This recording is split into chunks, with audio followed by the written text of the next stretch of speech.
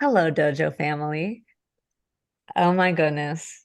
I Mhm. am so enlivened today to sit with one of my dearest friends and one of the most inspiring women that I know. And I've had a front row seat to a large part of this woman's journey over the past couple of years, which has been such an honor.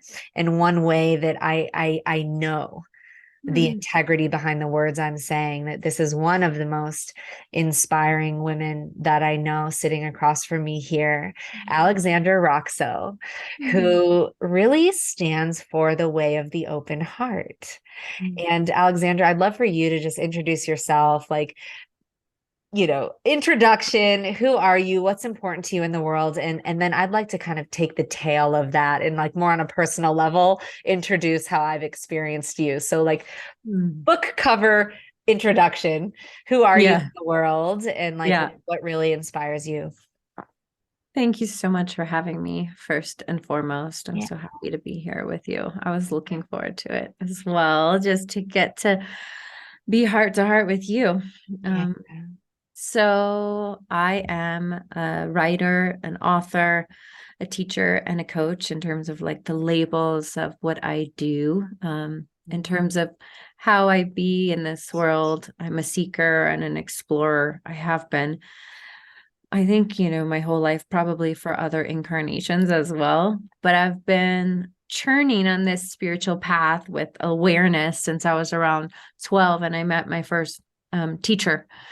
And I learned at that time that I'm here to do some deep work, and that I'm in the classroom of life. So, more than anything, I'm here in the classroom of life, just like most of us, though you can put whatever frame you like on it. That was the frame that my first teacher, Bobby Drinnen, gave me, was like, hey, if you don't get through a classroom, you're going to have to repeat it. There's no skipping. um, but I spend my days working with women, coaching primarily women, also writing. I have my second book coming out in 2024 called Dare to Feel, which is about the transformational path of the heart. Oh. My first book was called Fuck Like a Goddess, Heal Yourself, Reclaim Your Voice, Stand in Your Power. And that came out in 2020, and it's about to have its paperback release on the 28th of this month, next week, which is really exciting. And I have a podcast as well where I muse and talk to people that I love called Holy Fuck. And it's really an exploration of what is sacred and what is profane and how we define what is sacred in our lives, kind of from the narratives of the past. And as we co create this new world that we're all in and dreaming up together right now. So Mm. that's the short version. Well, let's get into the long form. So, wow, like as you share yourself in that way, I'm struck by the paradox of Mhm. who you are, from Mhm. like fuck like a goddess Mhm. and the study of the profane, Yeah. right? And the willingness to embody the taboo and to Mhm. serve as a permission slip for the Mhm. full spectrum feminine. And like, really, when we say the full spectrum feminine, I mean, we got range. Ah, I thank mean, you.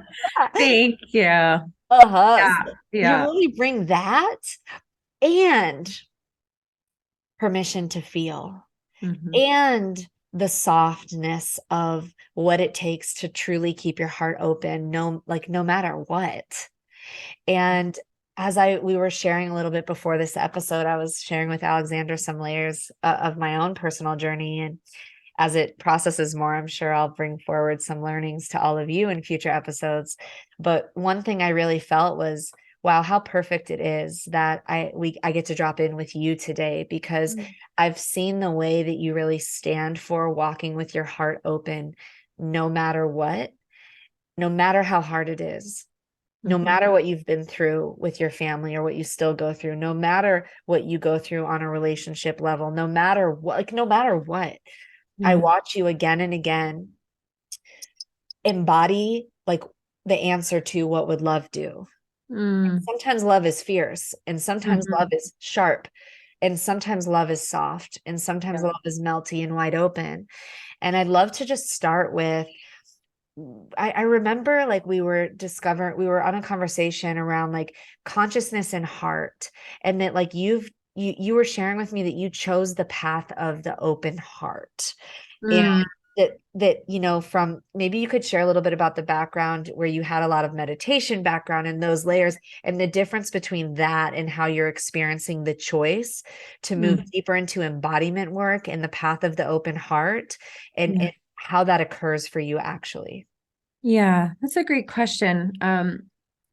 In Richard Rudd's book, The Venus Sequence, which anyone here who's a gene key nerd, and the Venus Sequence is just such an epic Oh my God. way of understanding how the heart opens and closes. That being said, I have a client of mine, I tried to bring this to her, the Venus Sequence, and she was like, I don't want one more random white guy's way of understanding my shadows and myself in my body. And so it's not for everyone, right? Like we have to decide whose beliefs and ideas and structures of how we perceive ourselves colonize our internal world. And so if you only have, a particular frame or particular frames of, let's say, Western white men that create your inner reality of how you perceive your spiritual self, that's probably, you want to expand that. So I'm just putting that out there, that it's not for that no system of self-understanding is for everyone. And I think that any system of self-understanding may have some gems. And then you also have to check yourself and go, wait a minute, am I defining how I perceive myself only based on other people's systems? Yeah. And I think nowadays in the spiritual space, I feel like that can happen a lot, where people are defining themselves through human design and gene key or astrology or all of these things that are external wisdom that we apply to ourselves, which can be amazing, but can also cut us off from essentially just understanding ourselves, heart to heart, like, or self to self, right? Like going into our own practice with ourselves. So I say that as a bit of a preface, that any system of understanding I take with a grain of salt, and I really check my body, like, do I have space for this inside? Do I have space for another system of self-understanding? Yeah. But anyway, I have loved the Gene Keys. Uh-huh. All of that disclaimer aside, I fucking love the Gene Keys. Oh my God. It's interesting because I'm literally right now going through the Venus sequence retreat that he's. Oh my God. Yeah, I did this 6-month one in 2020. Yeah, that's what I'm in right now. So that specifically the Venus sequence has been super alive. Okay. I love it. I love Yeah. it. Anyway, so in the book, and he says that there's two spiritual paths, the path of meditation and the path of love. And I think it's a very kind of distillation, because there are a million trillion spiritual paths, right? So like that's a distillation. But traditionally, the patriarchal kind of ways of spiritual understanding were mainly for men back in the day, So the original yogis that were like thin-bodied Indian men who did asanas, those weren't for pregnant bodies or bleeding bodies at the beginning, right? Like way back. The people that could sit on a cushion all day were usually not the ones caring for the babies, or making food, or tending, or nurturing, or singing, dancing. That was a whole nother sector of reality that was left out of the spiritual experience in a way. But like, wink wink, they were having the most spiritual experiences as well in any culture across this whole planet, where it's like, just because the women perhaps weren't sitting in the meditative ceremony or in the prayer with the men in whatever way, they were still, of course, engaged in the deepest spiritual practice of raising children, caring for the home, tending, singing, herbs, midwifery, all of these things. So the path of love, it's one that women and grandmothers and many indigenous peoples have been living. It's not a spiritual path, it's just living, it's life, right? But from our capitalist mindset, like, that's not it's not even looked at as a real path in general. Like, moms doesn't get looked at, motherhood, as a vocation, right? it doesn't get looked at as something to be completely as in reverence to as a lawyer, right? Being a stay-at-home mom. It sort of has this connotation. Oh, you're a stay-at-home mom. No, you're on the path of love. And I'm not saying that's the only way that you can engage with the path of love, but I think Richard Rudd is talking about something ancient. And then for our modern spiritual mind, we're like, spirituality equals meditation, equals breath work, equals this very structured way of connecting with spirit. Yeah. This sparkle, this essence that is within us, that is our nature, that animates this physical body, right? So the body is mater in Latin, which is the same as mother, essentially the same root, mater, mother. So the body, the form, the substance is has a feminine archetypal nature, whereas the spirit, which is like alcohol, you can call a spirit because it like lifts you, right? It sort of like takes you out of this physical density. Spirit, right? When people are like overcome by spirit, it's like you're lifted out of this human material space, and that is archetypally more of a masculine experience, right? So that would be if you're sitting in meditation, the body goes, you're quieting the body, right? You're not going, oh, I'm having a cramp here, oh, this is tickling me. You're learning in a sense to quiet the senses as opposed to turn the senses up. And so it's just fascinating. I think that the tantrics in the East knew how to use the senses in a very calculated way. Now in the West, I think we're having and have been having probably since like the 1960s or whatever, such a deep boomerang after so much Puritanism that the fact that there are spiritual and religious experiences that can include the senses and the body and ecstasy and sexuality and all of that, it's almost like I can feel that it's almost like the pendulum swinging back pretty full. Yeah. And it's like, whoa, okay, so now in a certain sphere, anything can be sort of codified as a spiritual experience. Yes.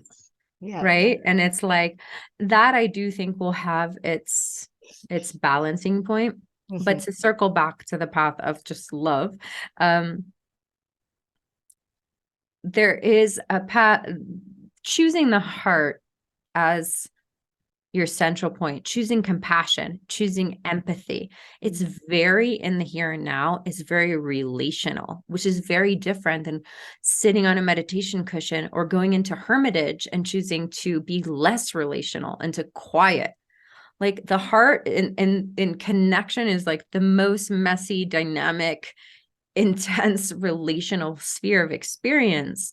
And so it's interesting in a way. People could consider, oh, you went to go live as a monk or something like that. Wow, how amazing. But living amidst people as like a lay person, spiritual practitioner in the midst of the chaos of the family, the chaos of relationship is like so, to me, it seems a lot of a bigger experience, but I'm not saying that it has to be compared, but it's a big experience to live with an open heart and to essentially breathe your heart open to all of the suffering of this world and not retreat from the suffering of this world. So I could talk about this for hours, obviously. So cut me off wherever.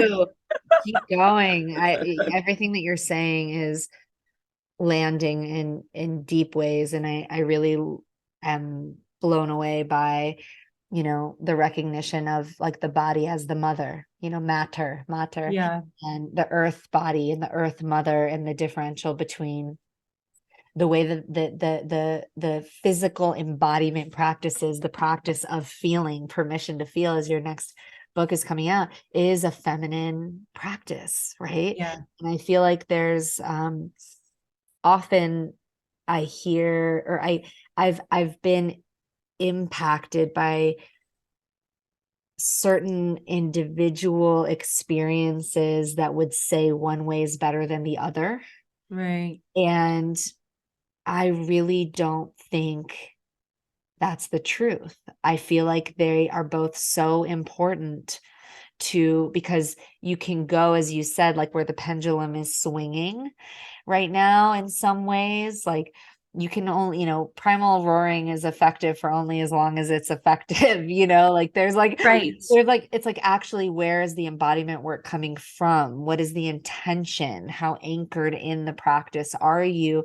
And so I feel like there's a shadow expression on each side of it, in the same way, Absolutely. opposite, you can bypass through meditation, completely bypass the human experience and the experience Hmm. of what it means to feel, and Yeah. the importance of the messages of the feeling state in the heartful experience that's happening all around.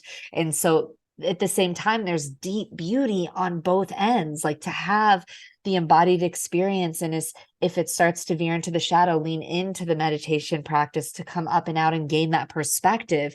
And then Hmm. as you anchor into that perspective, then really coming home into the heart, because the elevator goes up, but it has to come down too. We've chosen to incarnate into form.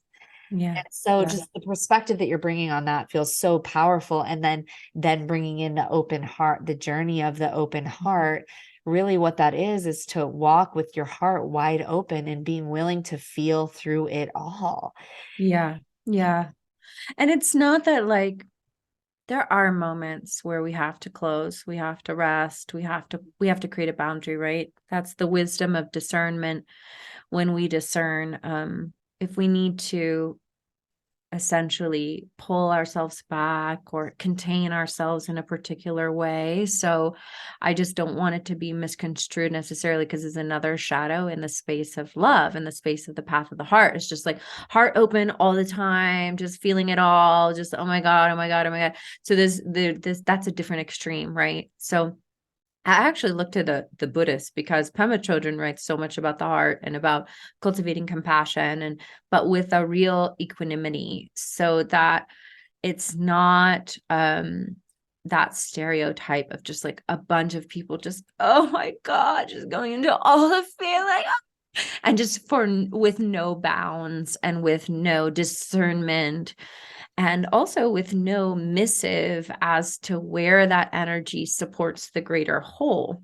Mm. So I really love the Buddhists, especially Pema Chodron, has written so much about how the cultivation of the open heart and compassion and our ability to be with our own suffering and the suffering of the world helps us to show up to the world, helps us to feel each other, so that we can break down the walls of separation, culture to culture, race to race, country to country, etc.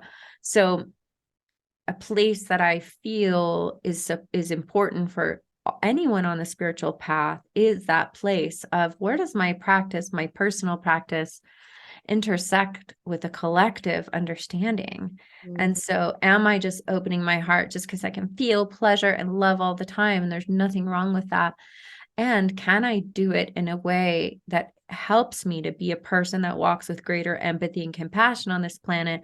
And my presence helps to break down walls between different separation or illusions of separation.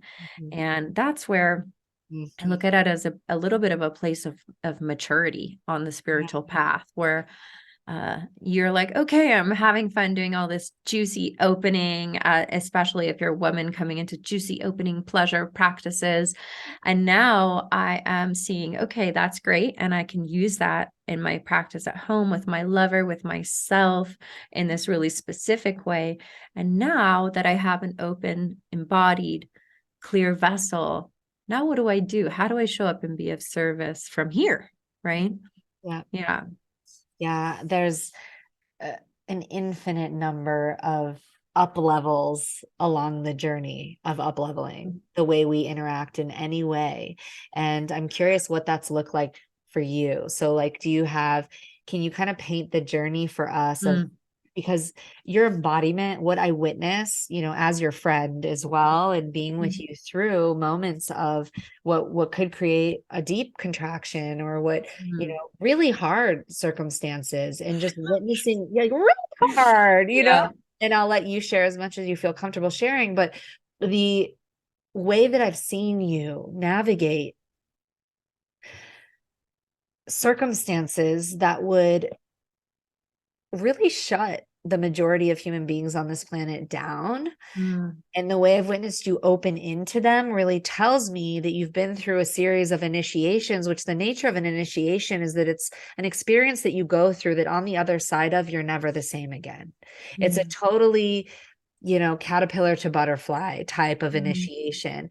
And in order to hold the space and write in the way that you do mm. around walking with an open heart, it can sound so cliche, right? Like we talk Yeah, about, you're writing on subjects that are like, when it comes to the open heart, that language is used a lot. right. And so when we use the language around like, oh, keep your heart open. But yeah, just walk with an open heart. Oh, Right. you have such an open heart. Like, let's get real. What are we Yeah. actually talking about? And that you nailed it. It's keeping your heart open, usually in the face of massive suffering and pain. Yeah. Like, you probably don't have trouble keeping your heart open when it's like the most juicy, delicious moment of your life. So I think it's a beautiful distinction that keeping our heart open is like keeping your heart open is easy if it's a beautiful moment in life. It's a beautiful day, you're having fun, you're feeling good. Well, of course, it's not a problem. But keeping our hearts open when we're going through, like you said, intense suffering, that's the practice. That's where the rubber hits the road. And like you said, that's where most people, not most, maybe I'll be a little bit more generous, where many people would shut down or close off, pull themselves away, which is also okay. Some of that is the best response that some people know how to do. However, the problem with that, and it's an unconscious response to pain, is that it can take a lot of work to reopen. Mhm. And from a trauma-informed perspective, that would be a response. Like, let's say, I'll take it out of the spiritual languaging for a second and take it more into like the nervous system or trauma response, where something hurts and it hurts pretty bad. It's at a high level. And so there is a response to potentially freeze, to potentially fight, to potentially get the hell out of there, etc., which I'm sure your audience understands. Yeah. So the problem is that when those reactions or responses are unconscious and they happen over time, they really create these deep imprints. So when we start to cultivate awareness on the path, either mentally through talk therapy or more spiritually, like perhaps in a mushroom ceremony or something like that, when we begin to cultivate awareness, wow, I feel how I shut down, or I feel how I shut down during some trauma in the past, then it takes a lot to open those places in our being. It's not overnight. It's not one ceremony and the pattern is gone. I'm Yeah. sorry. It may feel like that, but it's likely the groove is still there. It's going to be a practice. It's just like if you hurt your knee in a skiing accident, you're likely going to have some pain every once in a while. You may have to give a little bit more care to that place. It's not going to just like go away forever, likely, right? Of course, there's always exceptions to everything. But with the heart and looking at it in this spiritual context, it's like, so if I'm used to closing my heart when things get painful, the problem is that it may be really hard for me to actually open my heart when I do want to open to love. And maybe my heart only opens this much because it's so used to self-protection. Mhm. So when we come into the awareness of our patterns, how we open, how we close, why we closed in these different moments in our life, we can understand it from a trauma-informed perspective, from also a nervous system perspective, and also a spiritual perspective, right? So that we have a holistic view.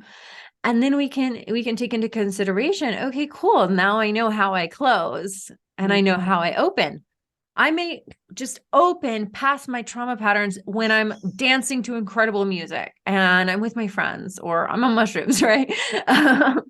and but what happens when I got really hurt, when I get really hurt, when someone I love rejects me, when I feel deeply ashamed, those are the moments where we have to say, could I keep my heart open even though I got really rejected? Mhm. However, it's very nuanced because you don't want to do that with, let's say, someone who's being abusive, or maybe someone who is mean to you on the bus or at TSA. You may choose in that moment, you know what? I'm not going to reopen my heart to this person, but I am going to go now into the bathroom and reopen my heart for myself, Mhm. because someone just said something really unkind to me and my heart slammed shut, Mhm. which feels like a response in my body of everything becoming tense. My breath becomes shallow. I can no longer feel compassion, love, or empathy. So I don't need to reopen my heart necessarily always to the person that hurt me, but I do need to, like, say, go sit and do a practice, have an emotional response, or have a place of emotional release, or talk to someone I love or something like that, instead of clamp and clench and pretend it didn't happen and create a deeper groove in the pattern of your closure. Mhm. So it's very nuanced in a way, because it's like, and this is where awareness is really important. Yeah. So if you don't have an awareness practice, if you haven't sat in any therapy or meditation or self-exploration from a very mental perspective, then you may not be able to process these patterns. You want to be able to have both, like to be able to see, oh, the patterns happening.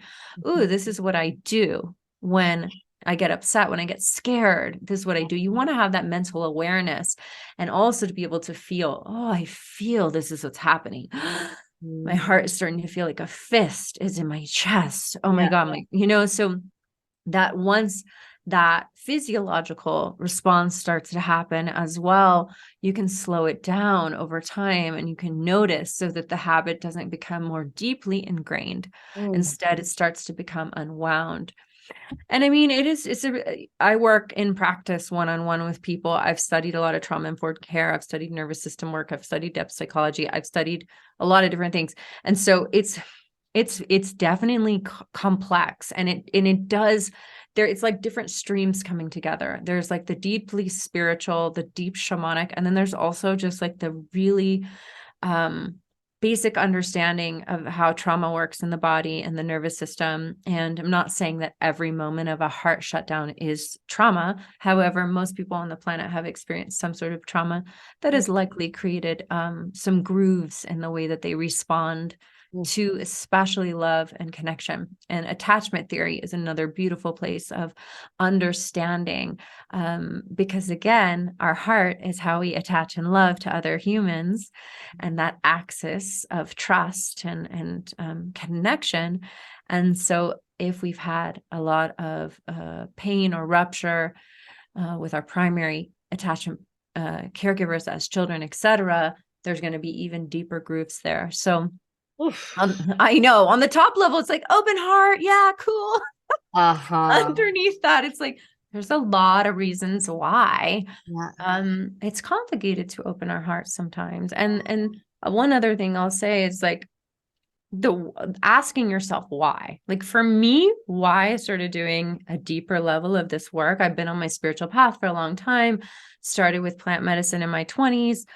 But the reason I kept going deeper with this is because I wanted to be in a healthy partnership. And I realized that I could be beautiful, empowered, spiritual, sexy. I could heal through my root chakra and my sacral and my power center and all this stuff. But if I didn't heal in my heart, I wasn't going to be able to have a healthy, stable, secure relationship with another human. Mhm. And that was a huge priority and is a priority for me. And so that is what made me willing to go further on the journey Mm.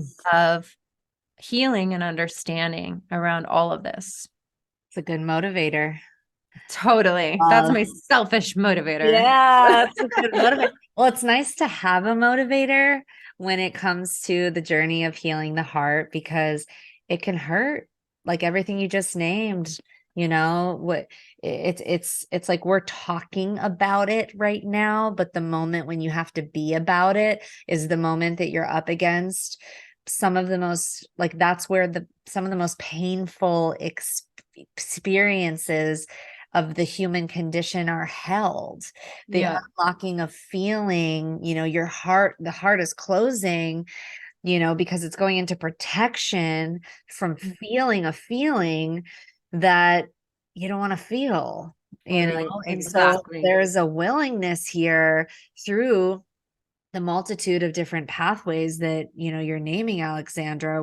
It's the intersection of where consciousness, awareness, work on the cognitive mental understanding level of, why am I closing my heart? Is there really ever a good reason to close my heart? I love that what you said, the example in the airport, like, maybe there's a good reason to protect my heart in this moment from this person who doesn't feel safe, but is there ever a good reason to keep my heart closed? No, I'm going to go in the bathroom and do what I need to do to open it, while also recognizing that's not always the easiest thing. So we're talking about the intersection here between the understanding, like how to open your heart again is like, why did I close it in the first place? Bringing understanding to that part, while also the like somatic experience of being willing to feel at the level of your body, Yeah. the feeling of rejection, the feeling of being persecuted by the airport person, the feeling of being judged, the feeling, like, those are feelings that that literally don't feel good.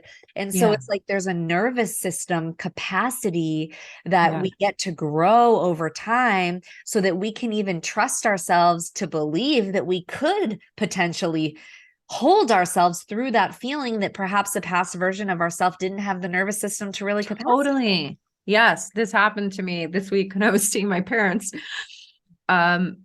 I totally shut down when one of my parents said something to me, and I noticed, and I went into a state of hypoarousal, which is a freeze, where I essentially pulled my heart back and I like became vacant. Mm. This was one of my childhood tactics of, okay, if you guys are going to be mean to me, I'm going to be gone. I'm going to go away. You don't get to know me. You don't get to feel me. Yes. And I noticed it happening. And, I'm an adult now. I've done shitload of therapy and It ceremony all and all these grounds things. up. I mean, so I've noticed it happen. I went, oh, I just went into full shutdown. And I'm like, it doesn't happen so much anymore. Actually, the pattern that comes up in my relationship now is a little bit more the opposite, which is a little bit more of an anxious pattern Uh-huh. versus this, which would be more of Right. a little bit more of an avoidancing. Totally. So that's just one frame. But I was like, well, I haven't felt this in a while. And I was like, okay, I could sit here and in this childhood response that I just became a child because I'm with a parent and they treated me in a way that, and I was just like, nope, pattern break. And I turned to the parent and I said, hey, why did you just say that to me? That felt awful. Wow. And I said, I noticed myself completely shut my heart off to you. And just so you know, my whole life, every time that you've said something snide or sarcastic to me, because you're not able to say what you actually need. And so in retrospect, you give a sideways jab. Every time you do that, I pull my intimacy and love away Wow. because it feels so unsafe and unkind to my heart. And I was like, if we want to repair our connection and bond further, like, you can't do that to me anymore. Wow. I know. And I've had years of Yeah. parent therapy. Like, oh my Yeah. God. So Yeah. But I'll, still, like, but it, let's just like honor. I'm sure everybody listening can really respect what it has taken in order for you to arrive into a place that you could not only speak that, but track that, hold yourself, and then also speak with. It's like the place where compassion and ferocity meet. yeah, Passion and truth meet. Like, I really felt that balance in your expression, where yeah. there's a boundary, there's a strength in that. And for everyone listening, y'all know I love to bring the energy of ceremony into the Dojo podcast field. So wherever you're listening, like Alexandra and I'd love to invite, if we have ideas for practices that anyone listening could employ. There's one coming to me now. If you're in a space after listening to this, where you want to create an embodied practice for yourself to actually practice the energy of, we can do ferocity on its own, like bring jaguar energy, bring tiger energy, bring lion energy, right? Bring killer energy, bring whatever that fiercest energy. We can do that on its own, right? We can practice that. We can embody that. And then we can embody compassion. We can embody great mother energy. We can embody the energy of the healer, right? This like, oh, unconditional love, unconditional acceptance. Like, I know your heart even when you're not in it kind of energy. But to actually merge those two in a practice where you're embodying the ferocity of the jaguar, and then embody the compassion of the mother. And then what happens when the mother and the compassion and that universal love actually meets the ferocity of the jaguar? How does that live in your body? Does your nervous system actually have the capacity to flow both of those energies at once, is the Yeah. question. And I know for myself, being in the practice of actually blending some of these archetypal energies in practice, that's what practice is for. So then when you're on the field, when you're actually in the game, Yeah. the practice yields itself to a moment like the one you're describing, where even in your reenactment of it, I'm like, damn, I could Yeah. feel the way that Yeah. you were able to flow and alchemize two very different energies there Yeah. all And at once. with an active trauma response, which is where where things get a lot more tricky, Yeah, because totally. when you're practicing at home and you can totally practice and flow between all these different energies, and it's Yeah. really good, like Zahara is saying, it's really good for you to do that so Mhm. that you know what it feels like, because it's a shift in the way that you speak and your body, etc. And when we are dysregulated, it's like what's the word, what's the phrase I'm thinking of? It's just like anything goes, like everything goes. It's like when we're dysregulated, uh the capacity to see ourselves from above while we're dysregulated and go, oh wow, I'm dysregulated. Look, this with my partner, when I get dysregulated, which is another word of potentially saying triggered, but when I get dysregulated with him, 99% of the time I cannot get above and have the clarity to go, oh, I could make a different choice right now and pattern break, Yeah. because the stakes are so high for me, because I love him so much, because there's so much, because he's the closest person who's ever been in, besides my parents. And in partnership and friendship is very different in terms of the levels of intimacy, or the type of intimacy. So I was able to do that with my parent, because for many years we've been rupturing and repairing and processing and growing together. And this parent has been through a lot of therapy, has a great spiritual understanding. So there's a certain level of deep trust there. Also, it's a parent, so they're probably not going to just leave me and say, I Right. hate you, I'm never going to speak to you again. With the Mhm. partner, it's so different, because it's like, I'm dysregulated by something you did. I'm deeply triggered. Uh-huh. And also, I may lose you. Like there's this, I may lose you in the field if I do something wrong, if I say something. So it's oftentimes for me, I just want people to know, just so you don't think that I'm a Jedi with being able to be within a trauma response or a shutdown. And I use the word trauma response because between that parent and I, there is that there. But um, but it's really hard to be in it and to have the awareness to go, this could be a moment for a pattern break. I could do it differently, but it does happen. Yeah. But for me, it's definitely harder with my Oh, partner.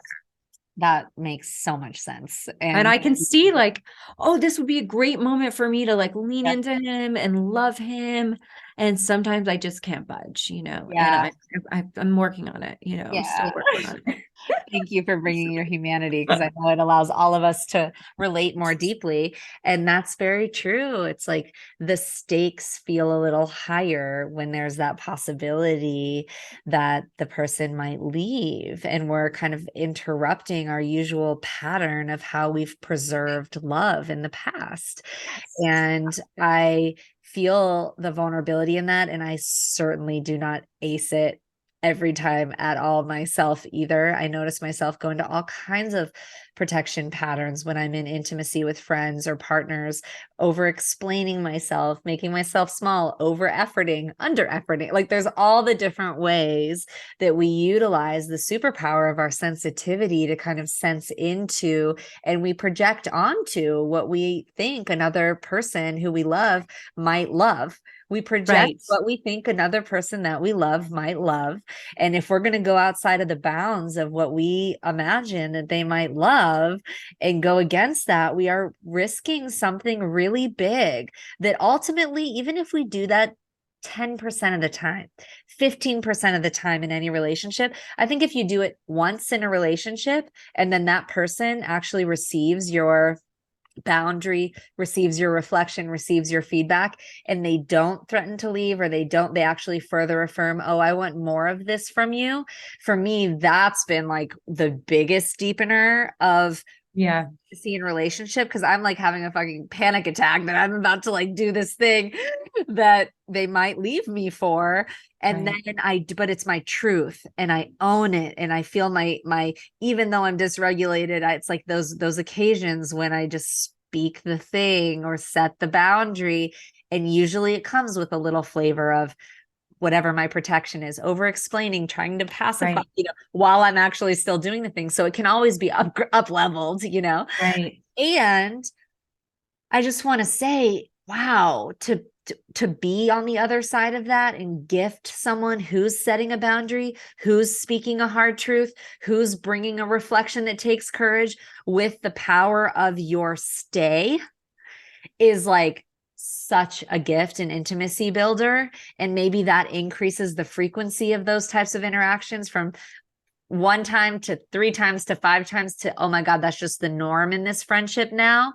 But like when we're talking about familial patterns Yeah. or the types of dynamics that romantic partnership brings up, that is literally directly correlated most often Yeah.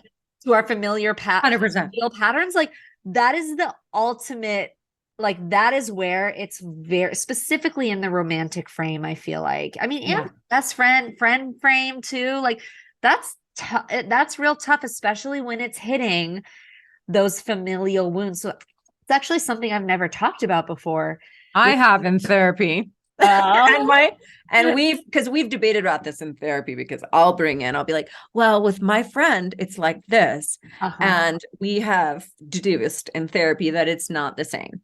uh-huh That I cannot compare my ruptures with my girlfriends, uh-huh uh-huh or guy friends, whatever, yeah, with to him, my yeah, ruptures with my partner, yeah, who physically enters my body sexually, who sleeps in the same bed with me, yeah, who potentially, would live a long life with me. Though I often make the comparison. I'm like, okay, well, so I have this one friend, and here's what she does when uh-huh I get upset. totally, Here's what she's learned to do yeah, when I get cold and hard. yeah, She's learned to like tickle me and yes. kiss. And I'm like, oh my Why God. can't you do that? Yeah, totally. I'm like, why can't you do that? Yeah, Okay, that does not that's work. not working. Got it. And it's For interesting. me, and also my part, every relationship is so unique. Every partnership's unique. And my partner and I's attachment patterns, and all of that is unique as well. So I don't want to say across the board that wouldn't be the same, but I do want to say, like, that this is something I talked about on a podcast with a dear friend of mine who's been my best friend for 20 years, and we've had some like super gnarly times and some super gorgeous times. And she's a psychotherapist in California, and she went to CIIS, and she does all the map stuff. I mean, she's amazing.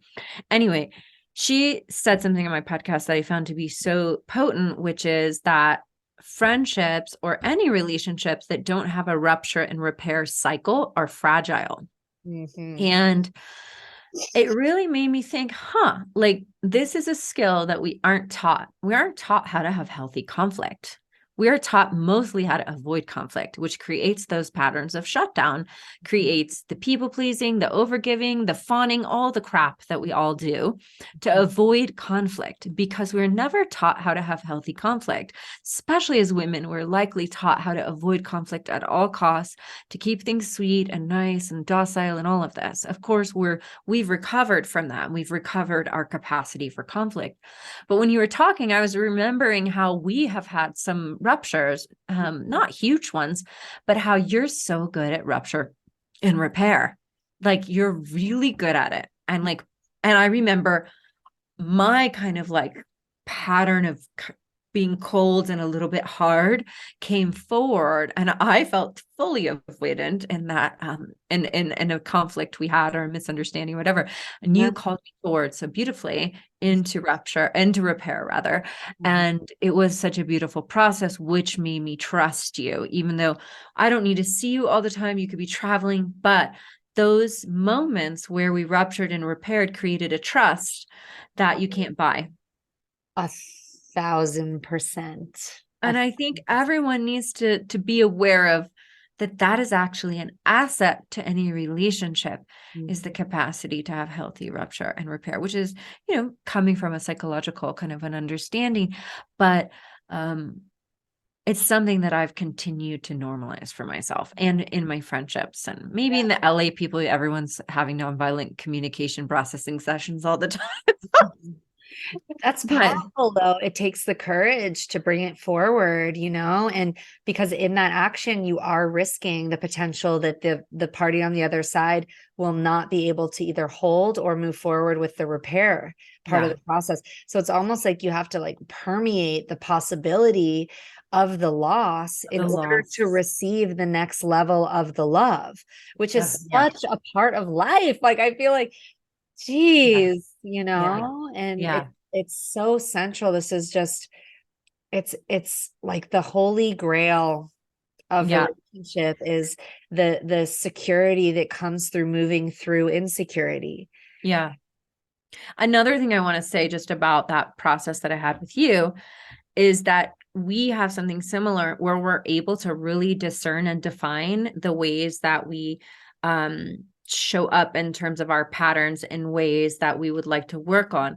A lot of people that I've ruptured with will not take responsibility for the pattern. They don't have the vision or the foresight to go, wow, I overfunction, or I overgive, or I fawn, or I shut down, or I shut you out, or I flood you, or whatever.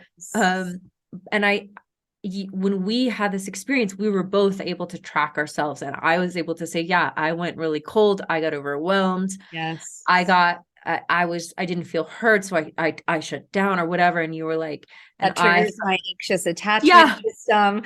And then I want to like overperform and over effort and like try to, and then it's like, wow, as soon as you can just open the gateway of total ownership and responsibility and see where you're dovetailing with the person that you love, you're like, all there is left is compassion. It's just like, it makes me so happy, because I think that it would be great for everyone listening. Just get a sheet of paper and write down your bullshit. Write down the things you do, like whether it's I go cold, I get nervous and I whatever. So you know what the things are that you do, and you don't have to get defensive about them. You can sit in a moment and just be neutral towards them. Like, oh yeah, that's a thing I do. I think most adults are still really scared to own that, to own the things, to own those patterns, to be able to say to a friend or a lover in a hard moment, wow, I can be a real cold bitch sometimes. It's so true. And it's its own pattern, because the resistance to owning your mistakes, to owning your blind spots, to owning your pattern itself, the pattern of resisting that ownership is a pattern of protecting from being rejected if you get it wrong, if you mess it up, if you're misperceived. Or you look like you're a bad person or something. There's a quote in my book that I love from my first book that says, a woman unafraid of her shadows radiates light. Yes. And I feel that in both of us, that we're not afraid to go, hey, this is my shadow. And it makes us more powerful. That's not only we do it, but it's powerful Yeah. to go, I'm not ashamed. I'm not ashamed Yeah. that sometimes I'm anxious. I'm not Yeah. ashamed that sometimes I'm cold. I'm not ashamed that sometimes I'm this. And I can look at you to your face and say, like, yeah, I know that about myself, and I track it. And sometimes it comes out unconsciously, and I'm so sorry, you know? Yeah. Yeah. The way of the open heart, Yeah. an Yeah. embodiment of it, you know? And Thank I you. think that's such a beautiful way to even close this episode, is just the circle around of, no, it's like circumstantially, whether it's with a parent, whether it's with your friend, whether it's in romantic partnership, which, the romantic partnership might be the gauntlet. We need to practice and train for that when we get afraid to lose the one that we love. Like, that's kind of the family of origin. It's interesting that the family of origin kind of is the seed part that then reenacts itself in the romantic relationship. And it makes it even a little scarier sometimes, depending on your relationship with your blood family, because it can be perceived as more fragile. Is like, oh, this person's totally sovereign. We're not connected by blood. Wow. Right. And like, what it takes to keep your heart open in every one of those scenarios. And earlier in the episode, you laid it out so beautifully, Right. at the psychological level, at the somatic level, at the spiritual level, at the level of attachment system. There's like so many things Yeah. happening all at once. And I feel like you've brought so much compassion through your humanity, through the experience of your humanity, and the way that your own like I got to experience firsthand in the experience that you named, both of our nervous systems and our levels of awareness kind of meeting the number one willingness to open our hearts to one another. And when you really open your heart to someone, you're saying, come in here, all of what's here, and I'm going to feel all of what's here with you without leaving anything out. And Yeah. that's kind of the courage of walking with your heart open and feeling it all, is we're willing not to leave it all, anything out. Right.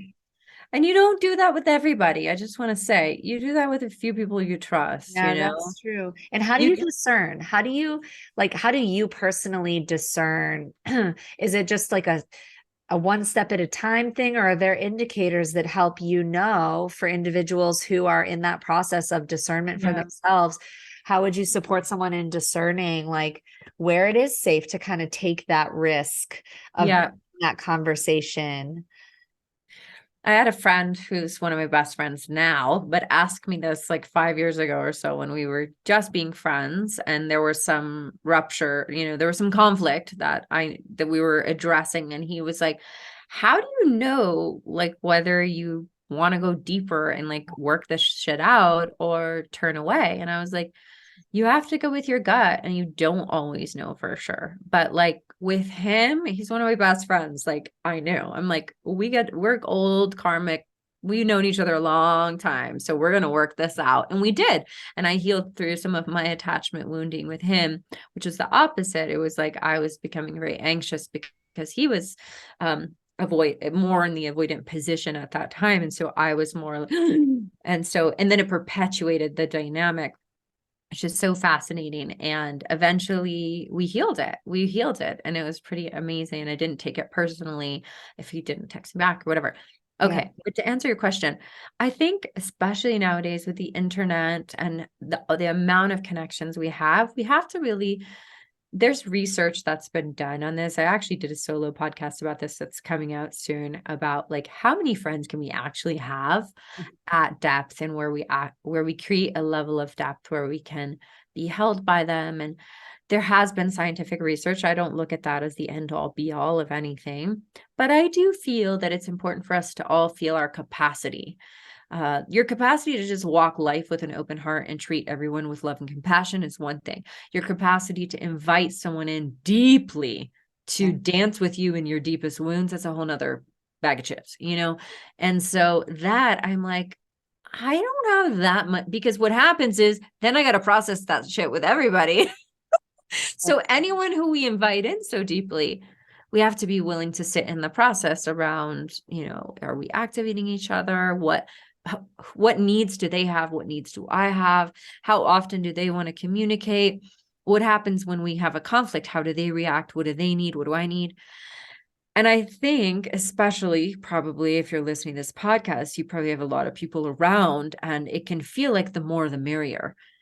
I'm at this place in my life where I don't necessarily feel the more the merrier. I definitely love expanding connections, but I want to make sure that I have enough that are at the level of depth that I can get really real with.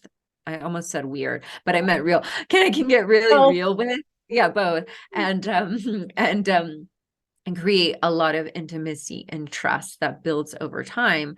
And that's a toughie, because we've got a lot of friends, right?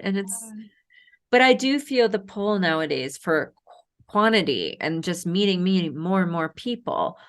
But I think we need to have that inner circle of the yeah. people that we can rupture with till the cows come home, Yeah. and we'll keep preparing. And if we called them and say, I need you to get on a flight and come here, they would. Yeah. And for me, it's like, I need to keep touching base with, how are those relationships doing? Yeah. I moved to Boulder to be with my partner, but most of my primary friendships are in New York and LA, and it's spread a little bit now. And last year I made it an effort to see all of my best friends twice in the year, which meant quite a bit of traveling. And that was the minimum to keep the intimacy strong. And even that, it's not a lot of contact. Yeah. But then also we have FaceTime calls that we put on the calendar, etc. If I had turned my awareness to only the new friendships in Boulder, then I wouldn't have the people that I can call when I'm in my full dysregulation, crying on the floor Yeah. kind of a moment. However, on the flip side, I met you and I was going through the loss of a pregnancy, and I didn't have any other option except to lean into completely new friends here in Boulder. And Yeah. I needed them, and I needed support during that time. So that level of need thrust me into friendships Yeah. that I have now. So I don't know, like everything, there's nuance to how much, what our capacity is, what our needs are. Yeah. I just ask yourself, are you going deep with a few people? Go deep with a few people, make sure you're rupturing with a few people and repairing often. And Uh-huh. then have 1,000 friends, have fun. Yeah. For me, Yeah. that's too overwhelming, but Uh-huh. I mean, that all totally makes sense. And I resonate with it. Bless the ones that you can really call when you're in the heat of it, as is the nature of life through its cycles, and also bless the ones that you have fun with and maybe are there when it's in a lot flow, but like there's a yeah, balance.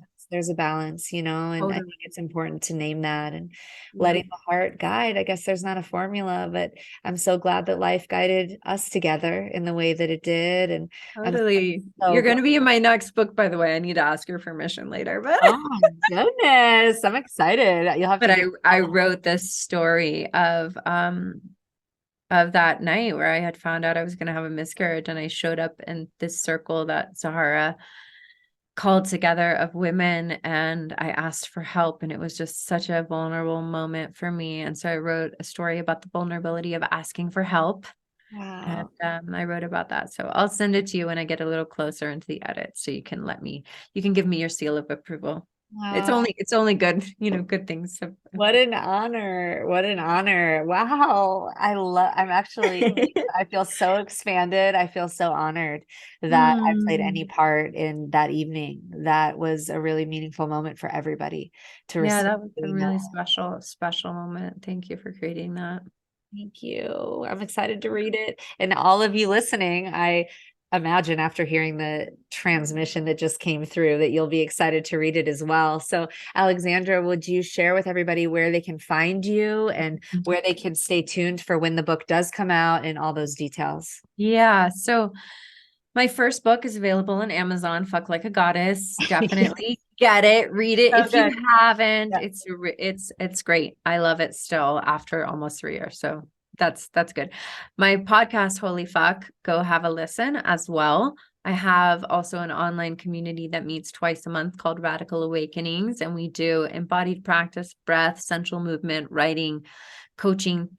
And I also work with clients one-on-one, and I have a deep dive mastermind group that I do a few times a year as well too. So there's different ways to engage with me. Instagram is a great way to just access what I'm doing. It's at Alexandra Roxo, Roxo. So it's all there. Beautiful. Highly, highly, highly recommend connecting with this woman.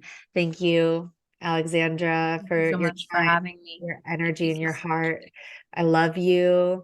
And to all of you listening, thank you for your presence, your attention, and the depth that you met us in today. And I look forward to seeing you next time.